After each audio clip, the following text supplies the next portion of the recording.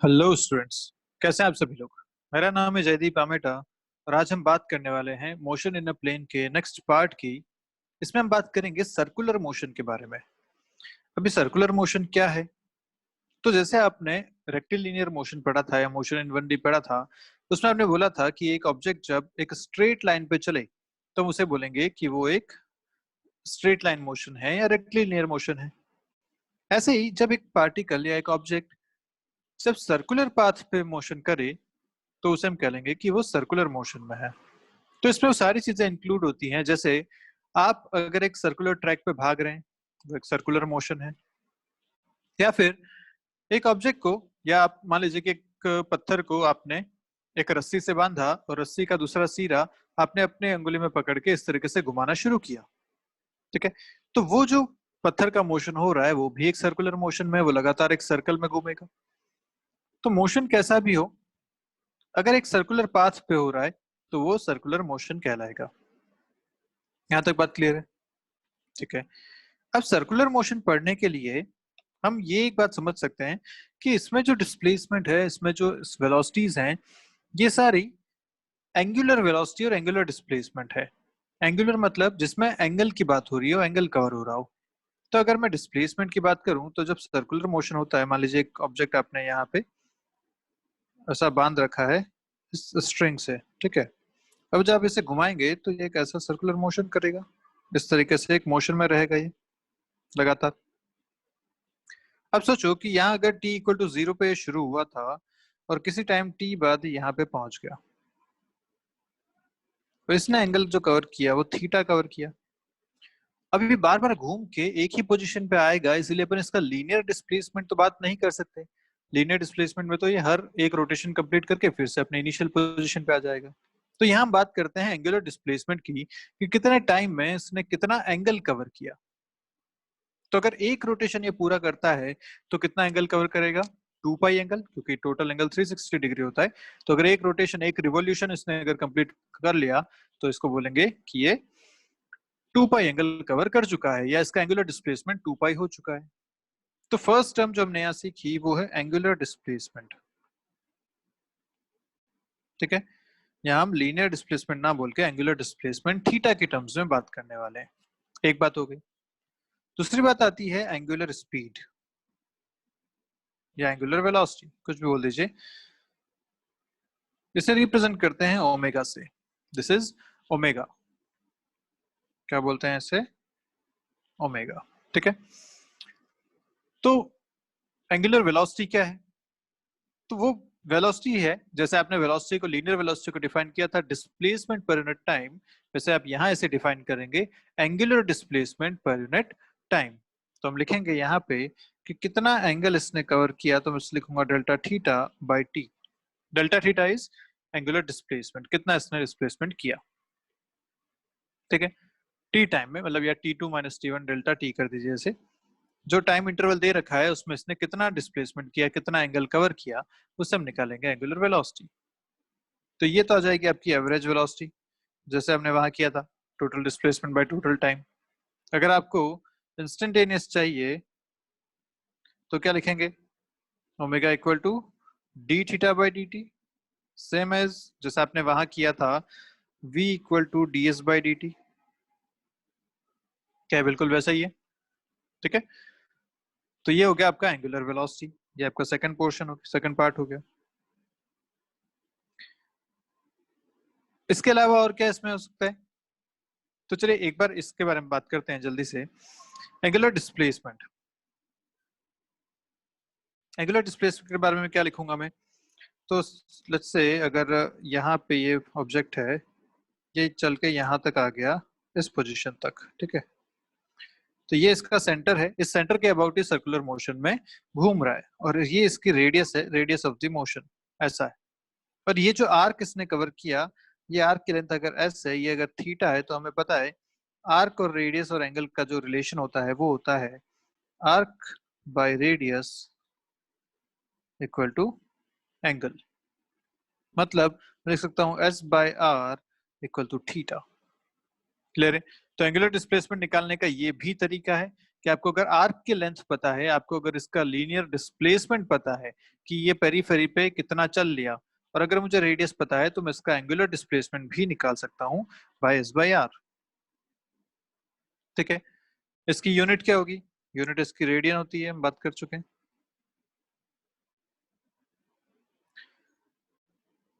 2 pi radian या 360 degrees, ये मिलके क्या बनाता है? एक रिवॉल्यूशन। तो अगर आपको दे रखा है कि एक रिवॉल्यूशन उसने किया, मतलब 2 पाई रेडियन उसका डिस्प्लेसमेंट हो गया, या उसे बोले अगर कि इसने 2.5 रिवॉल्यूशन किए तो कितना एंगल घूम लिया होगा वो? तो 2.5 रिवॉल्यूशन मतलब 2.5 इंटू 2 पाई, 5 पाई रेडियंस, ये उसका डिस्प्लेसमेंट हो जाएगा। तो ध्यान रखिए, एंगुलर डिस्प्लेसमेंट को हम जीरो नहीं करते, मतलब ये घूम के जब फिर से अपनी पोजीशन पे आ जाएगा, जब यहाँ से चलना शुरू हुआ, घूम के वापस अपनी पोजीशन पे आया, तो हम बोलेंगे कि इसका जो एंगुलर डिस्प्लेसमेंट है वो 2 पाई है, ना कि जीरो।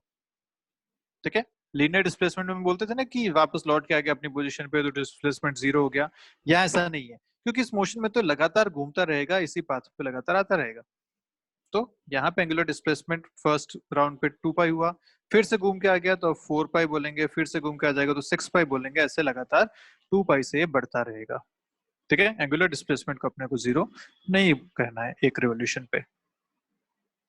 क्लियर है बात? चलिए, अब अगर एंगुलर डिस्प्लेसमेंट की बात करें तो बोला गया कि मान लीजिए इसी को जनरलाइज फॉर्म में लिखे हैं कि एन रिवोल्यूशन कोई बॉडी करती है तो उसका एंगुलर डिस्प्लेसमेंट कितना होगा? After N revolution angular displacement theta will be 2n pi, मतलब 2 पाई इंटू एन। एक रिवोल्यूशन में 2 पाई, एन रिवोल्यूशन किए तो 2 पाई एन या 2n पाई रेडियंस, ऐसा लिखा जा सकता है। ठीक है, अच्छा हम जो बात कर रहे हैं सर्कुलर मोशन की, यहाँ भी हम रिजिड बॉडी की बात करते हैं कि एक रिजिड बॉडी सर्कुलर मोशन में है। रिजिड बॉडी मतलब जिसकी शेप चेंज ना हो, ऐसी एक बॉडी। चलिए, बात करते हैं अगर एंगुलर वेलोसिटी की, तो मैं अगर बोलूं कि ऑब्जेक्ट पहले यहाँ था, अब ये यहाँ तक पहुंच गया, लेट्स से ये टाइम था t1, ये टाइम था t2, और ये जो इसका डिस्प्लेसमेंट हुआ, अपन चलिए एक रेफरेंस के हिसाब से ले लेते हैं। अपन क्या करते हैं, एक्स और वाई एक्सिस के हिसाब से इसको कंसिडर करते हैं, एक्स एक्सिस वाई एक्सिस। ठीक है, पहले ऑब्जेक्ट यहाँ था, ये थोड़ी देर बाद घूम के यहाँ तक पहुंच गया, ये एंगल था इसका थीटा 1, नया एंगल इसका है थीटा 2, यहाँ टाइम था t1, यहाँ टाइम था इसका t2। तो बताइए ओमेगा कितना लिखा जाएगा, एंगुलर वेलोसिटी कितनी लिखी जाएगी? तो एंगुलर वेलोसिटी जो लिखी जाएगी वो लिखी जाएगी angular displacement by time. Angular displacement कितना हुआ? तो फाइनल था थीटा 2, इनिशियल था थीटा 1, तो ये पोजीशन है, theta 2 final position, initial position theta 1, change in position is displacement, तो हमने लिख लिया थीटा 2 माइनस थीटा 1। ऐसे ही चेंज इन टाइम कितना है, t2 माइनस t1। तो ये आपका हो गया एवरेज ओमेगा या एवरेज एंगुलर स्पीड। अगर यही मुझे इंस्टेंटेनियस लिखनी होती तो मैं क्या करता, omega equal to limit delta T tends to zero, इसी को बोलते हैं इंस्टेंटेनियस। किस जो समय है वो बिल्कुल जीरो को बराबर हो जाए, लगभग जीरो अप्रोच करता हुआ हो जाए, और इसे अगर अपन लिखेंगे तो लिखेंगे D theta by D T. तो याद करना कोई मुश्किल नहीं है, आपको बस ये याद रखना है कि जहां आप पहले डिस्प्लेसमेंट एस यूज करते थे अब थीटा यूज कर रहे हैं, जहां पहले आप वेलोसिटी वी यूज करते थे अब ओमेगा यूज कर रहे हैं, बाकी रिलेशंस बिल्कुल सेम बनेंगे। क्लियर है? अगर यूनिफॉर्म मोशन है, अगर यूनिफॉर्म सर्कुलर मोशन है तो ओमेगा जो है वो कांस्टेंट रहने वाला है। ओमेगा कांस्टेंट मतलब ओमेगा एवरेज देख लो या इंस्टेंटेनियस ओमेगा देख लो, दोनों सेम रहेंगे। अगर यूनिफॉर्म सर्कुलर मोशन है तो एक ही ओमेगा से वो लगातार घूमता रहेगा। ठीक है, अच्छा ओमेगा के बारे में कुछ और बातें करते हैं, एंगुलर वेलोसिटी के बारे में कुछ और बातें करते हैं। वैसे एंगुलर वेलोसिटी में कह रहा हूँ इसे, मतलब ये वेक्टर क्वांटिटी है एक, और वेक्टर कैसा है? ये एक एक्सियल वेक्टर है। What is axial vector? Axial vector वो जिसकी डायरेक्शन जो होती है वो एक्सिस के अलोंग दी जाती है। तो एक्सिस कौन सी? मान लीजिए ये एक ऐसी रॉड है, इस रॉड से आपने एक स्ट्रिंग बांधी और उसके आगे एक मास बांधी और इस रॉड को आप घुमा रहे हैं लगातार ओमेगा से। तो क्या होगा, ये जो मास बंधा हुआ है ये भी लगातार घूमेगा इस तरीके से, इसके अबाउट सर्कुलर मोशन करेगा, है ना। तो इस सर्कुलर मोशन के लिए ये जो सेंटर से पास होने वाली लाइन है जो इस प्लेन के परपेंडिकुलर है, उसे बोलते हैं एक्सिस ऑफ रोटेशन। क्या बोलते हैं? Axis of rotation. ये प्लेन, इस प्लेन के परपेंडिकुलर जो एक्सिस ऊपर से नीचे तक ऐसे आ रही है जो आपको यहाँ दिख रही है, वो कहलाएगी एक्सिस ऑफ रोटेशन। और ये जो ओमेगा वेक्टर है या एंगुलर डिस्प्लेसमेंट वेक्टर है, ये सारे जो वेक्टर्स हैं वो इस एक्सिस के अलोंग होते हैं। तो हमें कैसे देखना है कि ओमेगा अगर इस तरीके से है तो हम राइट हैंड थंब रूल से इसे देखते हैं। क्या करना है, जिस डायरेक्शन में मोशन है उस डायरेक्शन में अपने राइट हैंड के फिंगर्स को कर्ल करेंगे। तो अगर मोशन यहाँ बाहर से अंदर की तरफ हो रहा है तो हम इस तरीके से इसको कर्ल कर रहे हैं। तो क्या देख रहे हैं, थंब किस डायरेक्शन में, ऊपर की तरफ। तो मतलब एंगुलर वेलोसिटी और एंगुलर डिस्प्लेसमेंट का जो वेक्टर की डायरेक्शन है वो किधर है, ऊपर की तरफ। तो ऐसे वेक्टर्स को कहते हैं एक्सियल वेक्टर्स जिनकी डायरेक्शन अलोंग द एक्सिस होती है। क्लियर है? तो angular velocity is an axial vector, direction इसकी दी जाती है राइट हैंड थंब रूल से। जिस तरफ घूम रहा है उस तरफ अपने राइट हैंड के फिंगर्स को कर्ल करेंगे। जो थंब की डायरेक्शन है वो आपको इन एक्सियल वेक्टर्स की डायरेक्शन देगी। सेम एंगुलर वेलोसिटी और वैसे ही एंगुलर डिस्प्लेसमेंट भी। क्लियर है बात? अच्छा, इसकी ऐसा यूनिट क्या हो जाएगी? ऐसा यूनिट इसकी हो जाएगी रेडियन पर सेकंड, क्योंकि थीटा बाई टी है, थीटा इज रेडियन, ये हो जाएगा थीटा रेडियन पर सेकंड। अच्छा, इसका डायमेंशन अगर देखें तो क्या लिखेंगे एंगुलर वेलोसिटी का? रेडियन का डायमेंशन होता है 0, किसी भी एंगल का कोई डायमेंशन नहीं होता, डायमेंशन लेस होता है। तो इसकी जो डायमेंशन आएंगी वो आएंगे t-1। तो ध्यान रखिएगा, एंगुलर वेलोसिटी की डायमेंशन होती है t-1, जबकि लीनियर वेलोसिटी की डायमेंशन क्या होती थी? जब आप v की डायमेंशन लिखते थे तो lt-1 मीटर पर सेकंड लिखते थे ना, वो ये लिखते थे। यहाँ कितना आएगा? सिर्फ t-1। तो ध्यान रखेंगे इस बात को। अच्छा, अगर एक रिजिड बॉडी पूरी घूम रही है, मान लो एक यहाँ इन जॉइंट ऐसा जॉइंट है जिसका बॉडी बॉडी घूम सकती है पूरी ऐसे ओमेगा से, तो हम क्या कहेंगे कि इसका जो हर एक पॉइंट है वो हर एक पॉइंट एक सर्कुलर मोशन में होगा। ये पॉइंट भी एक सर्कल बना रहा होगा ऐसा, ये पॉइंट भी एक ऐसा सर्कुलर मोशन में होगा लगातार, ये पॉइंट भी ऐसे एक सर्कुलर मोशन में होगा, ऐसा इसका हर एक पॉइंट एक सर्कुलर मोशन कर रहा होगा। क्योंकि पूरे का पूरा ऑब्जेक्ट घूम रहा है, मतलब हर पॉइंट इसका एक सर्कल में घूम रहा है। इसको बोलते हैं रोटेशन, और ये रोटेशन हम आगे चैप्टर्स में पढ़ने वाले हैं। तो इस रोटेशन में हर पॉइंट का ओमेगा जो है वो सेम होता है, क्योंकि भाई पार्ट पूरा ऑब्जेक्ट यहाँ पे है, घूम के पूरा साथ में यहाँ पे वापस आएगा। ऐसा तो है नहीं कि इस ऑब्जेक्ट का एक पार्ट पहले आ गया दूसरा पार्ट बाद में आ रहा है, ऐसा तो नहीं होगा। जो यहाँ था वो पूरा का पूरा घूम के वापस एक साथ यहाँ तक पहुंचेगा। जब सबको एक साथ घूम के यहाँ तक पहुंच रहे हैं सब लोग, हर एक पार्टिकल इसका 2 पाई एंगल कवर कर रहा है और सेम टाइम में कवर कर रहा है, क्योंकि साथ आ रहे हैं, इसका मतलब सबका ओमेगा भी सेम है, क्योंकि एंगुलर डिस्प्लेसमेंट 2 पाई सबका हो रहा है, एंगल वही है, और सबको टाइम भी सेम लग रहा है, तो ओमेगा भी सबका सेम होगा। क्लियर? अच्छा, अगर बोला गया कि n रिवोल्यूशन एक बॉडी करती है इन t सेकेंड्स, तो बताओ इसका ओमेगा एवरेज कितना होगा? तो क्या करना चाहिए? ओमेगा एवरेज होता है delta theta by delta T. Delta theta मतलब कितना इसका एंगुलर डिस्प्लेसमेंट हुआ, तो एन रिवोल्यूशन जब किए तो डिस्प्लेसमेंट कितना होता है, एक रिवोल्यूशन में होता है 2 पाई, एन किए तो 2 पाई N.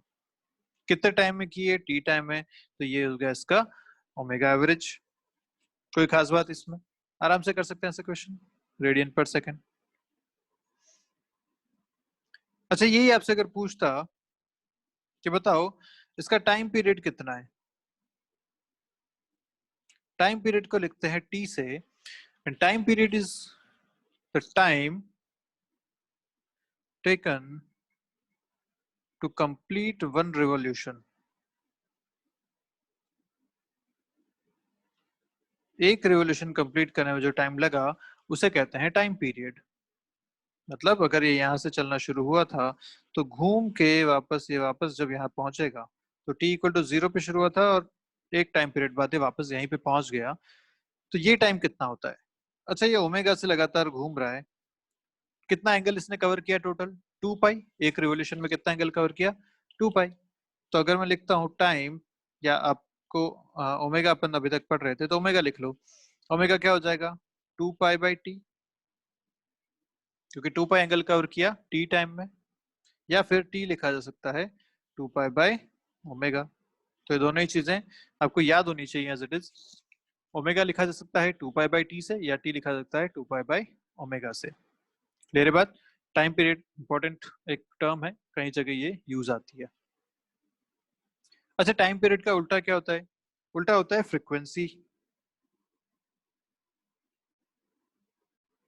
Frequency of circular motion. Time period तो कहता है कि इतना टाइम लगेगा एक रिवॉल्यूशन कंप्लीट करने में, जबकि फ्रीक्वेंसी क्या कहती है कि एक सेकंड में ये कितने रिवॉल्यूशन कर लेता है। तो फ्रीक्वेंसी को लिखा जाता है एफ से, and this is 1/t। Frequency is equal to 1 by time period. तो कई बार क्वेश्चन में फ्रीक्वेंसी के टर्म्स में भी आपको दिया होता है, तो आप ध्यान रखेंगे frequency is 1 by time period. Okay, अब जैसे एक एग्जांपल ले लेते हैं। एग्जांपल आपको दिया है कि if theta is given as a minus B T plus C T square, तो आपसे पूछा गया कि बताइए एंगुलर वेलोसिटी इसकी कितनी होगी, इसकी एंगुलर वेलोसिटी कितनी लिखी जाएगी, ये आपसे पूछा गया। तो थीटा आपको जो दे रखा है वो टाइम की टर्म में दे रखा है, और इससे अगर आपको ओमेगा पूछा है तो हम कैसे फाइंड कर सकते हैं? Omega equal to D theta by D T. ये बिल्कुल वैसा ही क्वेश्चन है जैसे आपको एस दे रखा था टाइम की टर्म में, और फिर आपसे पूछा था वेलोसिटी, तो आप क्या करते थे? Velocity equal to D S by D T, displacement का डिफरेंशिएशन। वही आपने यहाँ किया, एंगुलर डिस्प्लेसमेंट का डिफरेंशिएशन किया तो एंगुलर वेलोसिटी मिल जाएगी। डिफरेंशिएशन करेंगे, ए कांस्टेंट है 0, माइनस बी टी का हो गया 1 प्लस 2 सी टी, ये आपका आ गया एंगुलर वेलोसिटी। आपसे पूछता है बताइए इनिशियल एंगुलर वेलोसिटी कितनी है?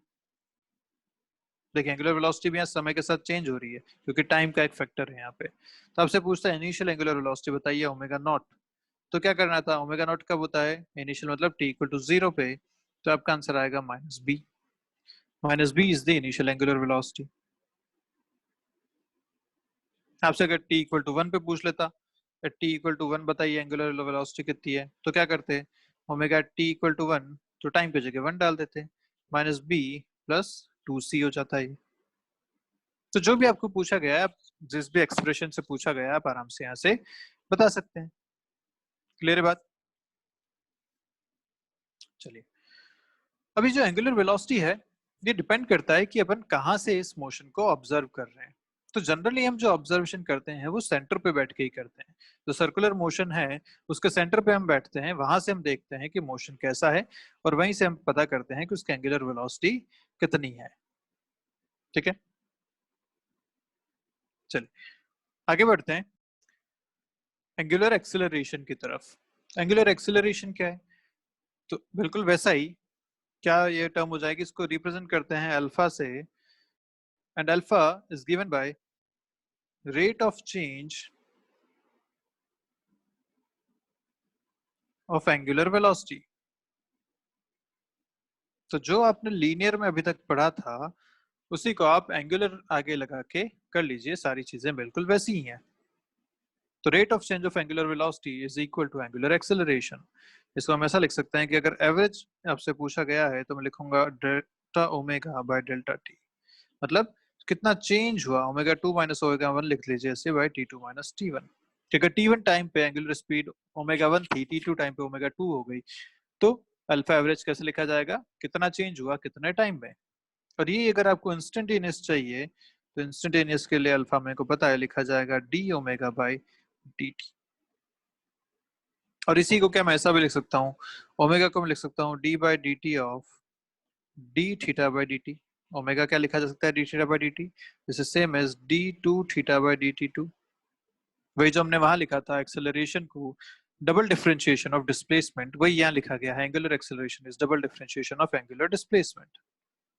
कैसे और तरीके से लिखा जा सकता है, जैसे वहां लिखते थे a equal to V dv by ds, वहां लिखा था ना, तो ऐसे यहाँ भी इसको लिखा जा सकता है alpha equal to omega D omega by D theta. तो ये सारी टर्म्स हैं जो हम इसमें साथ साथ यूज कर सकते हैं। अच्छा, एंगुलर एक्सेलरेशन भी एक वेक्टर क्वांटिटी है, वही एक्शियल वेक्टर है, जितने भी एंगुलर टर्म्स आ जाएंगे वो सारे एक्शियल वेक्टर्स कहलाएंगे। दूसरी बात, इसकी जो डायमेंशन है वो क्या रहेगी? पहली बात तो इसकी यूनिट देख लो, यूनिट होगी इसकी रेडियन पर सेकंड स्क्वायर, क्योंकि delta omega by delta T है, ये होता है रेडियन पर सेकंड, और नीचे फिर से एक सेकंड, आंसर आएगा रेडियन पर सेकंड स्क्वायर। तो ये इसकी यूनिट हो गई, ऐसा यूनिट रेडियन पर second square. Radian is dimensionless, तो डायमेंशन जब लिखेंगे तो आएगा t-2 only. This is the dimension of angular acceleration. और वहां क्या होता था, यहाँ इसकी डायमेंशन होती थी lt-2, यहाँ लेंथ वाली टर्म भी आती थी साथ में। ठीक है, तो ये डिफरेंस याद रखेंगे। ओके, आगे चलते हैं, इन वेरिएबल्स का रिलेशन देखते हैं। जो हमने वेरिएबल्स पढ़े थीटा, ओमेगा और अल्फा, टाइम, इन सब के क्या रिलेशंस हैं। जैसे हमने वहां रिलेशन पढ़े थे, तो v equal to U plus A T, omega equal to sorry theta equal sorry S equal to U T plus half it square and V square equal to U square plus 2s। ये तीन equation हमने वहां पढ़ी थी। क्या इसी तरीके की कोई इक्वेशन यहाँ भी है जिन्हें हम यूज कर सकते हैं? तो बिल्कुल है, और वो तीन इक्वेशन मैं आपको पहले वो वाली लिख लेता हूँ जो आप ऑलरेडी पढ़ चुके हैं, और फिर मैं वो लिखूंगा जो आप अब इसमें पढ़ने वाले हैं। ये आप तीनों इक्वेशन पढ़ चुके हैं लीनियर मोशन के लिए। अब बिल्कुल सिमिलर वे में हम यहाँ पे सर्कुलर मोशन के लिए इक्वेशन लिखने वाले हैं।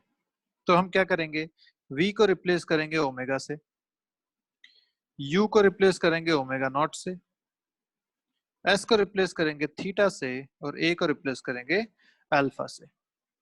ठीक है, इक्वेशन लिखते हैं omega equal to omega naught plus alpha T, theta equal to omega naught into T plus half alpha T square, omega square equal to omega naught square plus 2 alpha theta. ये आपकी तीनों equation हो गई। Clear है बात? Omega naught क्या है? Initial angular velocity. Omega क्या है? Final angular velocity. Theta angular displacement, alpha angular acceleration. तो जो v, u, s और a थे वो यहाँ पे इस तरीके से चेंज हो जाएंगे, और बिल्कुल सिमिलर इक्वेशंस यहाँ बन जाएंगी। आप चाहे तो इनको प्रूव भी कर सकते हो।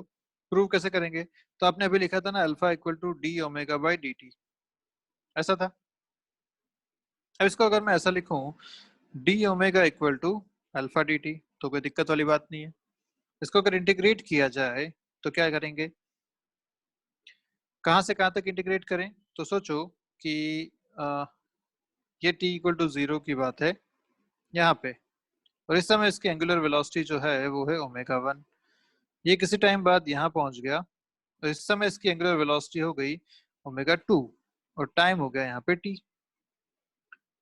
तो लिमिट क्या लगाई जाएगी? जब टाइम 0 था तो एंगुलर स्पीड थी ओमेगा नॉट, जिसको हम इनिशियल एंगुलर स्पीड भी कहते हैं ओमेगा नॉट। जब टाइम t हो गया तो फाइनल स्पीड इसकी हो गई ओमेगा, जो हमें कैलकुलेट करनी है।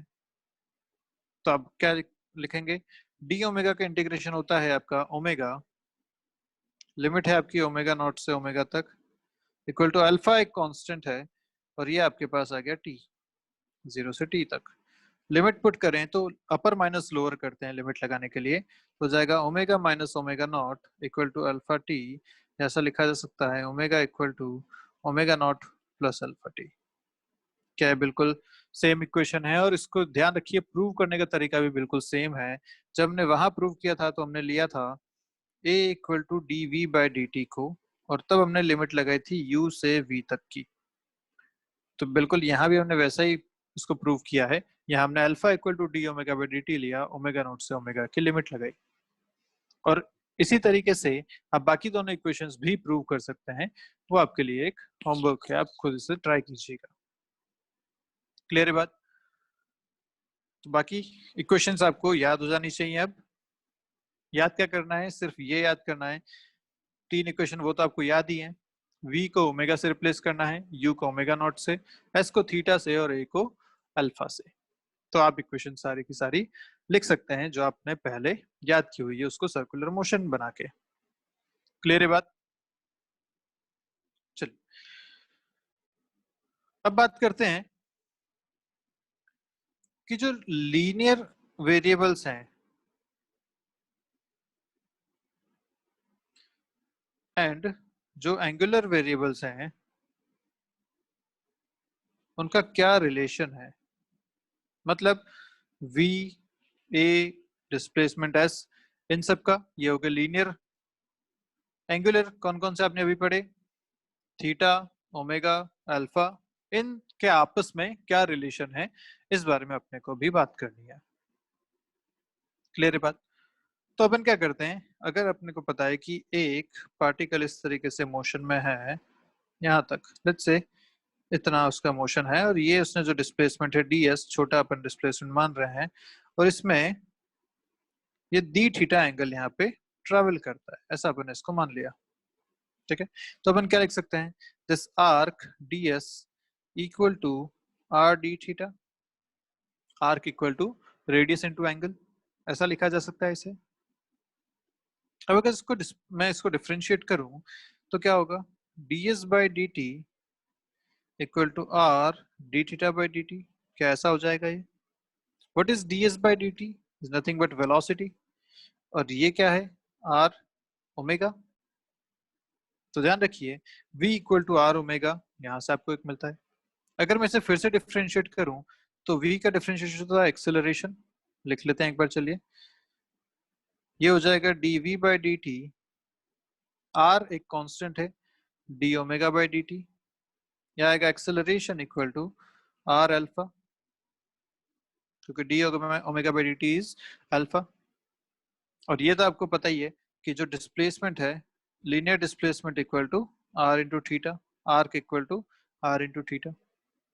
तो ये इनका रिलेशन है लीनियर और एंगुलर वेरिएबल्स का। तो ये रिलेशन भी ध्यान होना चाहिए अपने को, v equal to R omega, a equal to R alpha, ये तो बहुत ही इंपॉर्टेंट रिलेशन है, ये याद होने चाहिए आपको एज इट इज। क्लियर है बात? चलिए आगे बढ़ते हैं, बात करते हैं टेंजेंशियल एक्सेलरेशन की। अभी टेंजेंशियल एक्सेलरेशन मतलब क्या भाई, जब आपने इस सेंटर के अबाउट इसके मोशन को देखा तो आपने पाया कि ये एक सर्कुलर मोशन में था, इस तरीके से एक सर्कुलर मोशन में घूम रहा था। अब टेंजेंशियल एक्सेलरेशन मतलब ये कि अगर इसकी स्पीड लगातार चेंज हो रही है, यहाँ पे ये u स्पीड पे था जब यहाँ चल रहा था, तो ये इसकी स्पीड v थी, जब ये यहाँ चल रहा था तो इसकी स्पीड कुछ और थी, v1 थी। तो लगातार अगर इसकी स्पीड चेंज हो रही है तो हम इसे कहेंगे कि इसके पास एक टेंजेंशियल एक्सेलरेशन है। और हमें पता है अगर स्पीड चेंज होती है तो उसे लिखा जाता है dv by D T, this is tangential acceleration. और यहीं से हमने फाइंड किया था ये, मतलब this tangential acceleration is nothing but r alpha. तो ध्यान रखिएगा जो r अल्फा आप लिखते हैं वो टेंजेंशियल एक्सेलरेशन है, वो किस काम आ रहा है, इसकी स्पीड को चेंज करने में। इस सर्कुलर मोशन की स्पीड को चेंज करता है tangential acceleration, changes the speed of the circular motion। कैसे दिया जाता है, आर अल्फा से दिया जाता है।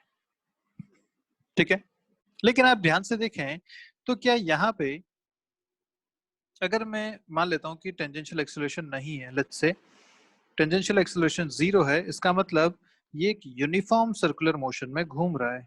टेंजेंशियल एक्सेलरेशन 0, इसका मतलब ओमेगा जो हो गया वो कांस्टेंट हो गया, या इसकी स्पीड हमेशा कांस्टेंट हो गई, या हम कह सकते हैं कि ये एक यूनिफॉर्म सर्कुलर मोशन में घूम रहा है। ठीक है, ऐसा हिसाब है। अब अगर एक यूनिफॉर्म सर्कुलर मोशन में है तो इसकी स्पीड हमेशा कांस्टेंट है, अगर यहाँ v है तो ये यहाँ भी v ही रहने वाली है इसकी स्पीड, ये यहाँ भी v ही रहेगी स्पीड, और ये यहाँ भी v ही रहेगी स्पीड। लेकिन एक बात यहाँ पे जो देखने वाली है वो ये कि क्या इसकी डायरेक्शन लगातार चेंज हो रही है, क्या इस स्पीड की या वेलोसिटी की डायरेक्शन लगातार चेंज हो रही है। यस, भाई यहाँ पे अगर मैं इसकी डायरेक्शन देखूं तो ये ऊपर की तरफ जाने की कोशिश कर रहा है, लेकिन यहाँ भी इसकी डायरेक्शन हो गई ऐसी, यहाँ इसकी डायरेक्शन ऐसी और यहाँ इसकी डायरेक्शन ऐसी। क्या इसकी डायरेक्शन लगातार चेंज हो रही है? मैग्नीट्यूड सेम है लेकिन डायरेक्शन चेंज हो रही है, मतलब वेलोसिटी तो चेंज हो रही है, क्योंकि वेलोसिटी डायरेक्शन प्लस मैग्नीट्यूड होता है, कोई एक भी चेंज होगा तो वेलोसिटी चेंज होगी। तो जब डायरेक्शन चेंज हो रहा है मतलब कहेंगे कि वेलोसिटी चेंज हो रही है, और अगर ऐसा है कि वेलोसिटी चेंज हो रही है मतलब वहां पे एक एक्सेलरेशन होना चाहिए। Acceleration equal to change in velocity by time. तो टेंजेंशियल एक्सेलरेशन तो जीरो है, मतलब कोई और एक्सेलरेशन है यहाँ पे जो इसके डायरेक्शन को चेंज कर रहा है लेकिन स्पीड को चेंज नहीं कर रहा। ऐसे एक्सेलरेशन को कहते हैं रेडियल एक्सेलरेशन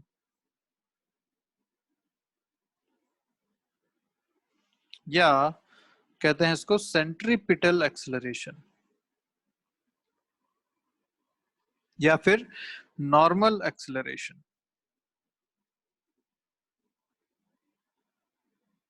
ठीक है, इसके बहुत सारे नाम हैं, एक ही बात है।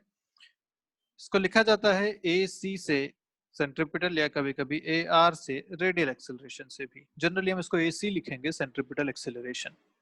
ठीक है, अब ये वो एक्सेलरेशन है विच चेंजेस डायरेक्शन ओनली। ये मैग्नीट्यूड को चेंज नहीं करता है, ये स्पीड को चेंज नहीं करता है, ये सिर्फ और सिर्फ मोशन की डायरेक्शन को चेंज करता है।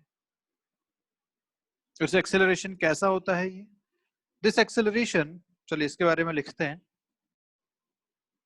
इस एक्सेलरेशन की जो वैल्यू है ए सी, वो होती है वी स्क्वायर बाय आर के बराबर। आप इसे याद रखेंगे, आपके एनसीईआरटी में इसका प्रूफ है, आप चाहे तो वहां पे देख सकते हैं। हम इसको सीधा सीधा याद रखेंगे, this acceleration centripetal acceleration is equal to V square by R. Clear है बात? वी क्या है? वो स्पीड जिसके साथ सर्कुलर मोशन हो रहा है, टेंजेंशियल स्पीड है ये। R is the radius of the circle. तो जो सेंट्रीपिटल एक्सेलरेशन का मैग्नीट्यूड है वो आता है वी स्क्वायर बाय आर के बराबर। अच्छा, जो वी है क्या उसे हम ओमेगा आर भी लिख सकते हैं? हमने अभी पढ़ा था, हमने जब वेरिएबल्स का रिलेशन देखा था तो ये बोला था v equal to omega r लिखा जा सकता है। अच्छा, ये अगर यहाँ डालूं तो हो जाएगा omega square r square by r, या फिर सेंट्रीपिटल एक्सेलरेशन ऐसा भी लिखा जा सकता है ओमेगा स्क्वायर आर। तो दोनों इसके एक्सप्रेशन है। ध्यान रखिएगा, सेंट्रीपिटल एक्सेलरेशन वो एक्सेलरेशन है जो सिर्फ और सिर्फ डायरेक्शन ऑफ मोशन को चेंज करता है, ये स्पीड को चेंज नहीं कर सकता। अगर स्पीड चेंज हो रही है मतलब वहां पे टेंजेंशियल एक्सेलरेशन है जो ये काम कर रहा है। टेंजेंशियल एक्सेलरेशन की वैल्यू होती है आर अल्फा या डीवी बाई डी टी से। सेंट्रीपिटल एक्सेलरेशन की वैल्यू होती है वी स्क्वायर बाय आर या फिर ओमेगा स्क्वायर आर से। क्लियर है? मतलब किसी भी समय सर्कुलर मोशन के पास दो एक्सेलरेशन हो सकते हैं। In non uniform circular motion अगर बोलूं तो नॉन यूनिफॉर्म में टेंजेंशियल एक्सेलरेशन भी होगा। तो देर आर टू वेक्टर्स, या अगर एक्सेलरेशन नेट देखना है तो बोलूंगा A C plus A T, centripetal acceleration plus tangential acceleration, और दोनों ही वेक्टर फॉर्म में ऐड करने पड़ेंगे। क्लियर है बात? चलिए, तो अगर आपको ए नेट पूछा गया तो आप क्या लिखेंगे? ए नेट का मैग्नीट्यूड अगर आपसे पूछा गया तो आप लिखेंगे root over a c square plus A t square which is root over, ये हो जाएगा आपका वी स्क्वायर बाय आर का होल स्क्वायर, और ये हो जाएगा आपका आर अल्फा का होल स्क्वायर। इस तरीके से आप इसे कर सकते हैं। क्लियर है? अच्छा, नेट एक्सेलरेशन की डायरेक्शन किधर होगी? तो पहली बात तो ये सेंट्रीपिटल एक्सेलरेशन की डायरेक्शन किधर है, ये सबसे पहली बात। सेंट्रीपिटल एक्सेलरेशन या रेडियल एक्सेलरेशन, इसका नाम रेडियल इसीलिए है क्योंकि ये अलोंग द रेडियस एक्ट करता है towards the centre. Centripetal centre पे लगने वाला, सेंटर की तरफ लगने वाला एक्सेलरेशन। तो हम ऐसा बोलेंगे कि अगर ये ऑब्जेक्ट इस तरीके से सर्कुलर मोशन में है तो इस पे हर समय एक सेंट्रीपिटल एक्सेलरेशन अंदर की तरफ एक्ट कर रहा है AC, और इस एक्सेलरेशन की वजह से ये लगातार अपनी डायरेक्शन को चेंज कर पा रहा है। ये जो वेलोसिटी की डायरेक्शन है वो लगातार चेंज हो पा रही है। किसकी वजह से? सेंट्रीपिटल एक्सेलरेशन की वजह से, जो एक्ट करता है towards the centre radially. Radially मतलब अलोंग द रेडियस ये होता है, और सेंटर की तरफ इसकी हमेशा डायरेक्शन होती है। तो जब पार्टिकल यहाँ पहुंच जाएगा तो इस समय इस पे जब एक्सेलरेशन लग रहा होगा तो वो ऐसा लग रहा होगा, अभी भी सेंटर की तरफ रेडियली डायरेक्शन, ठीक है। और जब यहाँ पहुंच जाएगा तो एक्सेलरेशन ऐसा हो जाएगा, तब ऐसा लग रहा होगा। क्लियर है? पक्की बात? चलिए, इसके बारे में अगर और बात करें तो क्या क्या है। अच्छा, आपने नेट एक्सेलरेशन देख लिया, सेंट्रीपिटल एक्सेलरेशन देख लिया, टेंजेंशियल एक्सेलरेशन देख लिया। नेट एक्सेलरेशन क्या हो जाएगा? तो नेट एक्सेलरेशन अगर देखें तो ऑब्जेक्ट अगर यहाँ पे है, ऐसा एक सर्कुलर मोशन में है और ऑब्जेक्ट इस समय यहाँ पे है, ये इसका सेंटर है इस तरफ, तो जो सेंट्रीपिटल एक्सेलरेशन है वो तो ऐसे लग रहा है, this is a c. Tangential acceleration हमेशा टेंजेंट की तरफ लगता है इस तरह के से, ए टी। तो जो नेट एक्सेलरेशन निकाला जाएगा वो नेट एक्सेलरेशन आएगा यहाँ कहीं बीच में, ए नेट। तो याद रखिए कि टेंजेंशियल और सेंट्रीपिटल हमेशा परपेंडिकुलर होते हैं, क्योंकि टेंजेंशियल अलोंग द टेंजेंट होता है, सेंट्रीपिटल अलोंग द रेडियस होता है, दोनों हमेशा 90 डिग्री पे होते हैं, परपेंडिकुलर होते हैं। ये आपका आ जाएगा ए नेट। आप इसे कैलकुलेट कर सकते हैं बाय वेक्टर फॉर्म, जो एंगल आपसे पूछा गया है वो भी आप यहाँ पे बता सकते हैं। क्लियर है बात? आई गेस आपको एक्सेलरेशन क्लियर है दोनों यहाँ तक। तो अगर अपने को ए टी और ए आर किसी मोशन के लिए पता है, ए टी और ए सी अगर टेंजेंशियल और सेंट्रीपिटल की बात करें, ये किसी मोशन के लिए पता है तो अपन उस मोशन के बारे में जानकारी दे सकते हैं। जैसे मान लीजिए टेंजेंशियल और सेंट्रीपिटल दोनों एक्सेलरेशन जीरो हैं, तो पहले तो आपको बता देता हूँ फिर से एक बार कि टेंजेंशियल क्या काम करता है, स्पीड को चेंज करता है, रेगुलेट करता है स्पीड को, जबकि सेंट्रीपिटल क्या करता है, डायरेक्शन को रेगुलेट करता है। दोनों का एक दूसरे के में कोई इंटरफेयर नहीं है, दोनों के अपने अपने काम है। टेंजेंशियल एक्सेलरेशन सिर्फ और सिर्फ स्पीड को देखेगा, सेंट्रीपिटल एक्सेलरेशन सिर्फ और सिर्फ डायरेक्शन को चेंज करेगा, ठीक है। तो अगर दोनों एक्सेलरेशन जीरो हैं तो ना तो स्पीड चेंज होगी ना ही डायरेक्शन चेंज होगी, मतलब मैं इसको ऐसा कह सकता हूं कि ये एक यूनिफॉर्म ट्रांसलेटरी मोशन है। मोशन इज यूनिफॉर्म ट्रांसलेटरी, क्योंकि सेंट्रीपिटल एक्सेलरेशन ही जीरो है तो यहाँ पे सर्कुलर मोशन होने का तो सवाल ही पैदा नहीं होता, क्योंकि सर्कुलर मोशन अगर है मतलब सेंट्रीपिटल एक्सेलरेशन होगा ही, तभी तो डायरेक्शन चेंज हो पाएगी और मोशन सर्कुलर बन पाएगा, अदरवाइज तो वो ट्रांसलेटरी मोशन कहलाएगा। सेकंड, एटी जीरो है लेकिन ये नॉन जीरो है, ठीक है, दिस इज नॉन जीरो। तो ये मोशन कहलाएगा, motion is uniform circular motion, uniform circular motion. मैं इसको ऐसा टिक लगा देता हूं कि ये है और वो जीरो मतलब नहीं है, ठीक है। तो यूनिफॉर्म सर्कुलर मोशन क्यों? यूनिफॉर्म का मतलब अब इसकी स्पीड चेंज नहीं होगी क्योंकि टेंजेंशियल एक्सेलरेशन जीरो है, और सर्कुलर मोशन इसलिए क्योंकि सेंट्रीपिटल एक्सेलरेशन है वो डायरेक्शन को लगातार चेंज करता रहेगा। अच्छा, अगर ये भी है और ये नहीं है तो क्या होगा? जब सेंट्रीपिटल नहीं है इसका मतलब मोशन कैसा हो जाएगा, ट्रांसलेटरी हो जाएगा, और टेंजेंशियल एक्सेलरेशन है मतलब स्पीड वेरी करती रहेगी, तो हम बोलेंगे कि this is non uniform translatory motion. Non uniform क्यों? क्योंकि टेंजेंशियल एक्सेलरेशन है तो स्पीड चेंज होगी तो मोशन नॉन यूनिफॉर्म हो जाएगा, और अगर दोनों है तो हम इसे बोलेंगे this is non uniform circular motion. Circular motion क्योंकि इस बार सेंट्रीपिटल एक्सेलरेशन भी यहाँ पे प्रेजेंट है। क्लियर है ये सारी बातें यहाँ तक? पक्की बात?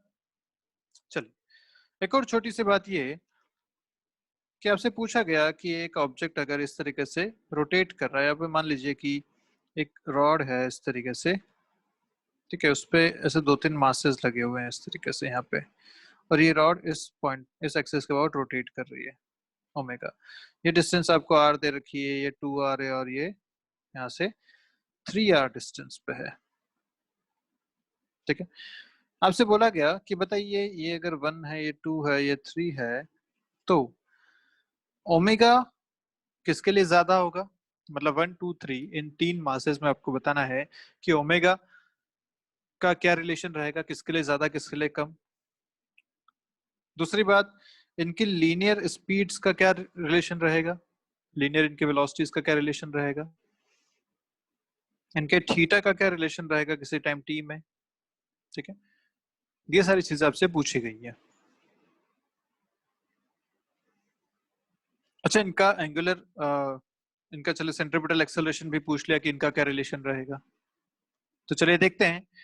ओमेगा, अगर ये पूरा एक ही ऑब्जेक्ट है, ये भाई पूरी एक ही रॉड है जिसपे तीनों पॉइंट्स आपने बना रखे हैं, तो अगर पूरी रॉड घूम रही है तो हर एक पॉइंट इसका सेम ओमेगा से घूमेगा। मतलब हम कह सकते हैं कि ओमेगा तो सबके लिए सेम होगा, omega 1 equal to omega 2 equal to omega 3, क्योंकि पूरी एक रॉड है, वो लगातार घूम के साथ में ही अपनी भाई पूरी की पूरी वापस आएगी, मतलब हर एक पॉइंट साथ में अपनी जगह पे आ गया, ओमेगा सबके लिए सेम होगा।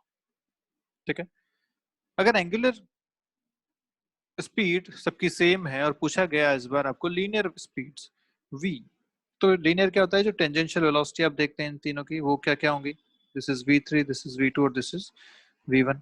टेंजेंशियल स्पीड कैसे लिखा जाता है? तो हमने रिलेशन देखा था v equal to omega r का रिलेशन। ओमेगा सबके लिए सेम है और आर चेंज हो रहा है, तो हम कह सकते हैं यहाँ पे जिसका आर ज्यादा उसके लिए वेलोसिटी भी ज्यादा। तो ये बात ध्यान रखिएगा कि जो पार्टिकल सेंटर से जितना दूर होता है उसके लिए ये लीनियर वेरिएबल्स ज्यादा होते हैं, क्योंकि ये आर पे डिपेंड करते हैं सीधे सीधे। तो जो सेंटर से जितना दूर उसके लिए लीनियर वेलोसिटी उतनी ज्यादा, उसके लिए टेंजेंशियल एक्सेलरेशन उतना ही ज्यादा। ये सारी चीजें अपने यहाँ देख सकते हैं। तो लिखेंगे कि v3 is more than v2 is more than v1। Third आपसे पूछा गया थीटा, जब ओमेगा सेम है तो थीटा भी सेम होगा सेम टाइम में, क्योंकि theta equal to omega t लिखा जाएगा। तो हम लिख सकते हैं θ1 इक्वल टू θ2 इक्वल टू θ3, क्योंकि ये यूनिफॉर्म सर्कुलर मोशन है, स्पीड वेरी नहीं कर रही है। सेंट्रीपिटल एक्सेलरेशन की बात यहाँ करी गई, तो हम इसे लिखेंगे ओमेगा स्क्वायर आर। ओमेगा सबके लिए सेम है, आर जिसका ज्यादा उसके लिए सेंट्रीपिटल एक्सेलरेशन भी ज्यादा। तो यहाँ भी लिख सकते हैं centripetal acceleration for 3 is more than for 2 is more than for 1। Clear है बात यहाँ तक सारी? पक्की बात? चलिए, तो ये अपना सारा जो पोर्शन रहा वो सर्कुलर मोशन का रहा। यहाँ हमने सारी इक्वेशंस की बात करी, सर्कुलर मोशन के एक्सेलरेशन की बात करी। कुछ क्वेश्चंस करते हैं जल्दी से इस पे बेस्ड।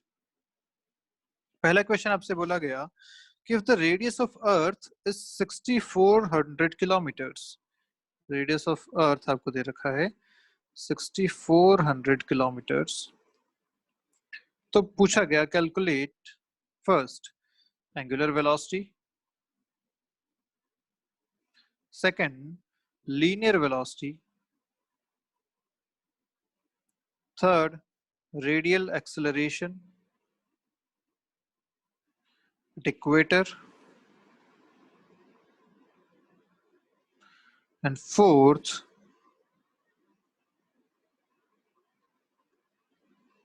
all these जो ऊपर आपसे पूछा गया at pole।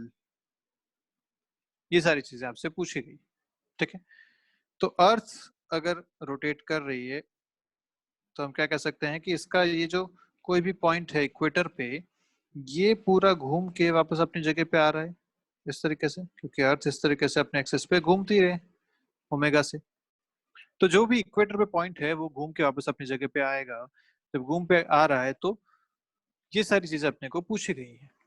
अच्छा, कितना टाइम लगता है इसको अपने एक्सिस पे घूमने में? अर्थ अपने ही एक्सिस पे कितने देर में घूम जाती है? 24 आवर्स में। तो मतलब इसका टाइम पीरियड अपने को पता है 24 आवर्स। और जब टाइम पीरियड पता है तो अपन ओमेगा निकाल सकते हैं। याद करो फॉर्मूला हमने लिखा था omega equal to 2 pi by t, है ना? दिस इज ओमेगा, यहाँ से अपने को मिल जाएगा omega 2 pi by T is 24 into 60 है ना, मिनट्स, और इसको सेकंड में अपन ने कन्वर्ट किया ताकि अपना फाइनल आंसर आ सके रेडियन पर सेकंड में। से आप सॉल्व करेंगे तो आंसर आएगा 7.3 इंटू 10⁻⁵ रेडियंस पर सेकंड। ठीक है। सेकंड आपसे पूछा गया लीनियर वेलोसिटी।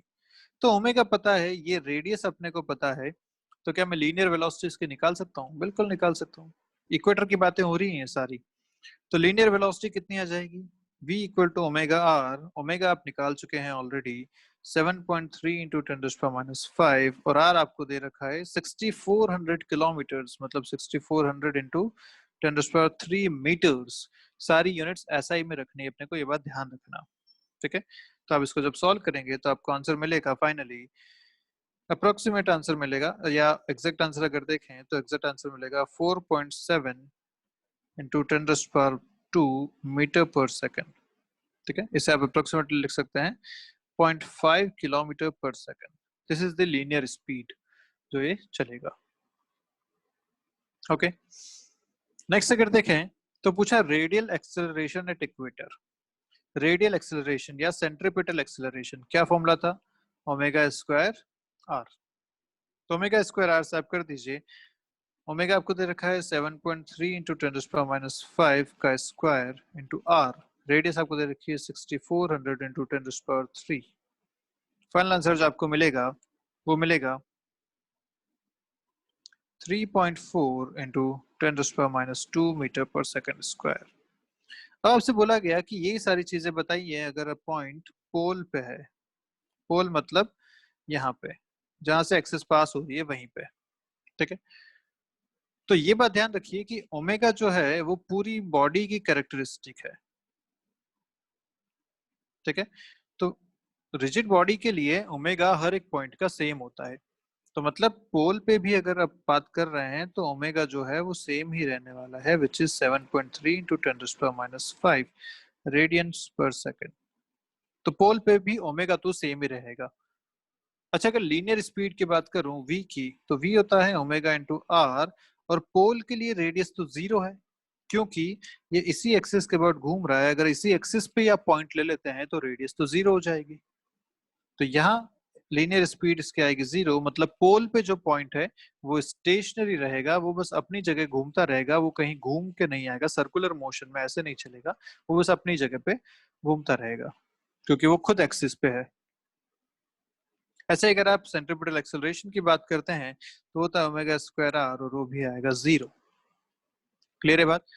तो ओमेगा हर पॉइंट का सेम होता है चाहे वो एक्सिस पे हो या नहीं हो, बाकी चीजें डिपेंड करती हैं रेडियस पे। This is radius is basically distance from the axis, है ना, उस एक्सिस से कितना परपेंडिकुलर डिस्टेंस पे वो पॉइंट है वो कहलाता है एक्सिस।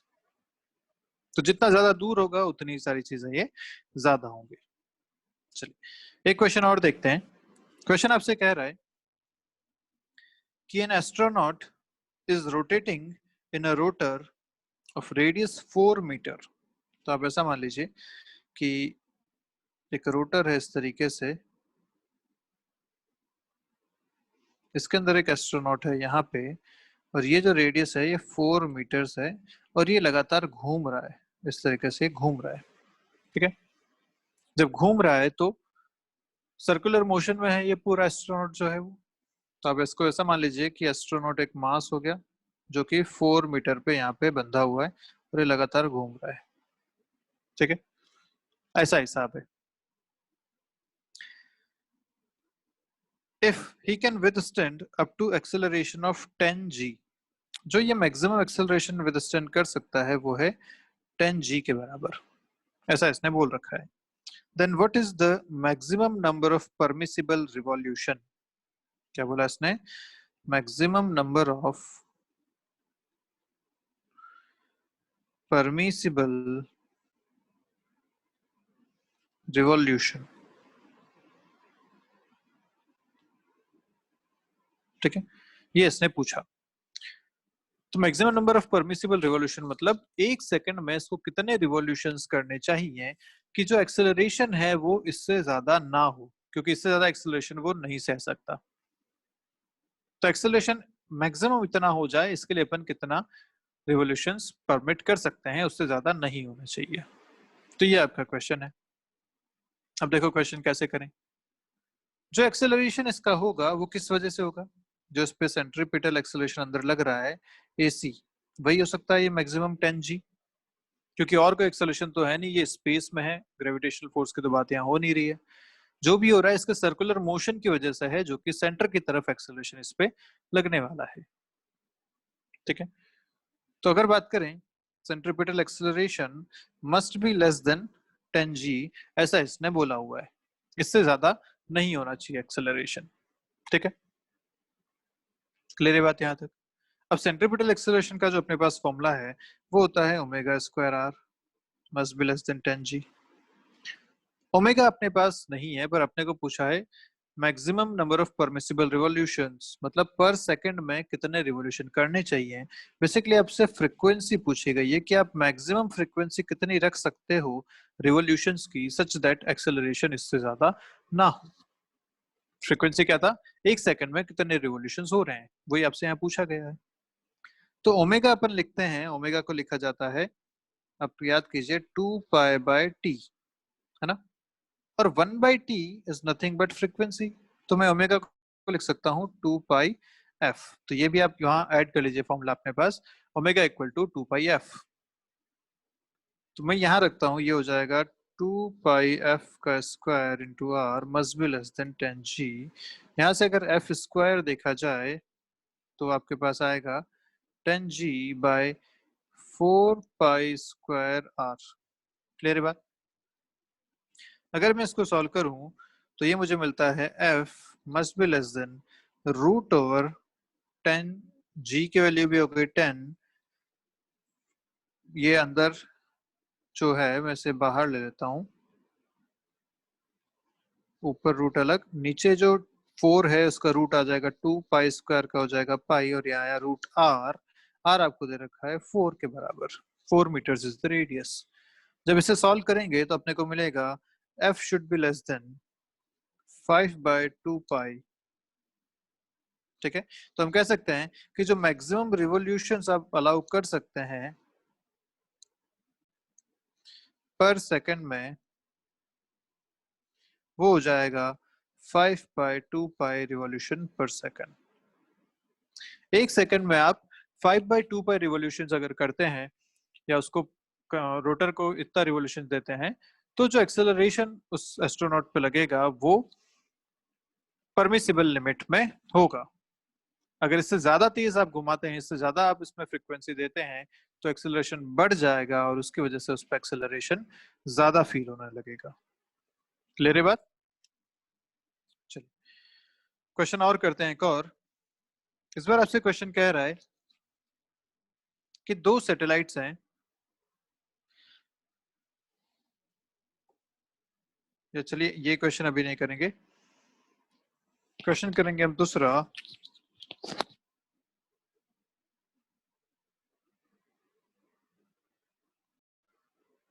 तो चलिए ये एक क्वेश्चन है, ये जेई में आपसे पूछा गया है पहले। क्वेश्चन पढ़िए जल्दी से, क्या कह रहा है। स्पॉटलाइट एस, यहाँ पे एक स्पॉटलाइट है, ठीक है, एस पॉइंट पे rotates in a horizontal plane, horizontal plane में रोटेट कर रही है, मतलब इस तरीके से वो लगातार घूम रही है ऐसे। ठीक है, ये एक अगर स्पॉटलाइट है ऐसी, तो वो लगातार इस हॉरिजॉन्टल प्लेन में इस तरीके से घूम रही है। क्लियर है बात। स्पॉटलाइट है तो सामने वाली दीवार पे इसकी एक रोशनी जा रही होगी। तो वो बोला गया है, तो अच्छा जिस स्पीड से घूम रही है कांस्टेंट एंगुलर वेलोसिटी है 0.1 आपको दे रखी है।